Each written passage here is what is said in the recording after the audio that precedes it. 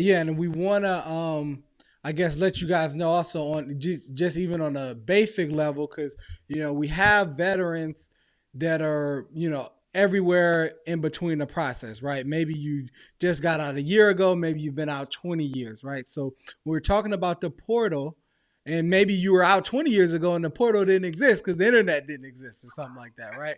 So the portal is through the va.gov account, right? And now, how do they actually set up that account if they don't already have that account?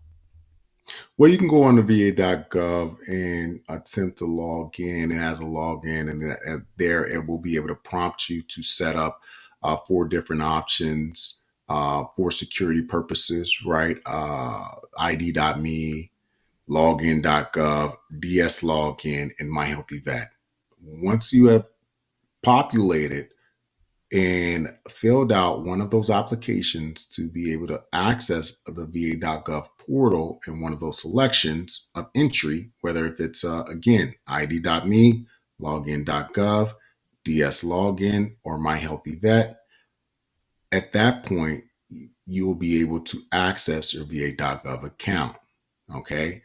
But make sure that you're ready to answer certain security questions to be able to access that. Okay, great, great. And the security questions are typically based upon public record and credit reporting and different things of that nature. So just make sure you know where you lived previously for the last 6 years or Got it. things of that nature. Got it. So yeah, yeah. So many people probably encountered these type of security questions before when you're applying Mhm, for a home or buying a vehicle. mhm. You're accessing your credit profiles in a lot of different ways, right? They'll ask you like, "Hey, here are three different addresses. Which one was your address that you lived at prior?" And just making sure for verification. Mhm, mhm. Absolutely. Exactly. Absolutely. Exactly. No, that works out. Okay, so and that's going to be the first step, right? So in the fully developed claim process, you obviously want to make sure that you have that account and then you go through all these series of steps that we just mentioned. Now, on their records, okay? So what if I'm a veteran and I do not have all of my medical records or none of those records? How would I approach that process? So that's a little bit different, right? This, when we're talking about your medical records are very significant to that veteran.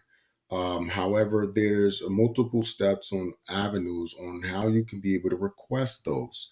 Primarily, what I would always suggest most veterans do is to fill out a form that's called the SF 180, a request for military records request form.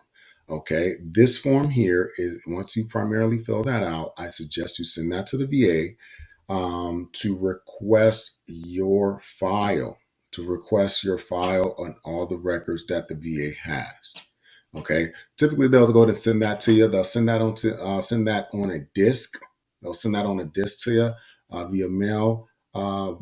Preliminary warning: it does take some time. Could take 4 to 6 months. Who knows? It could take even longer, but you need to get the request in to receive your information.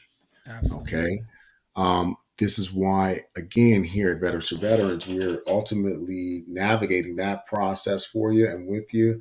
But also, we're also scouring anything that you may have to still develop a list for you. Make sure that we're going out to conditions that could be able to service to be of service to you.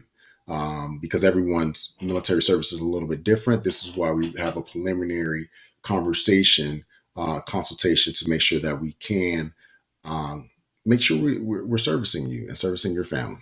Absolutely. No, that's great. That's great. Because, as we talked about before with the PAC Act and different things like that, there's going to Hmm, be hmm. certain conditions that may be common.